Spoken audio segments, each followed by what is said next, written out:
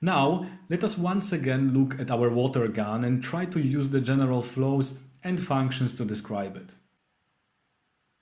We start with all the previously identified inputs and outputs.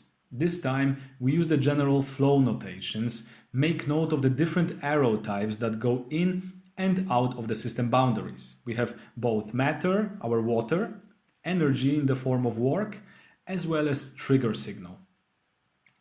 At this point, we would like to add the kinetic energy to the outputs of the system to indicate that the energy of the water leaving the gun is higher than that of the water we feed it to.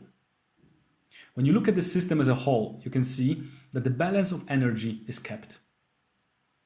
The first two functions we need are channel and store that deal with the water flow. Then we need a change function block with water and work as inputs and water and pressure as outputs. The change function is suitable here since we change the type of energy from manual work to water pressure.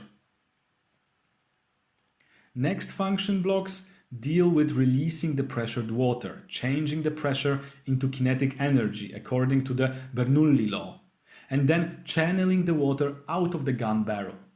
This is realized with three blocks: connect, change, and channel. The connect subfunction works as the valve mentioned in the last slide. It controls the water flow with the help of the trigger signal. Now, let us take a moment to look at this function structure. Using general flows and functions make it much easier to understand it on the first glance.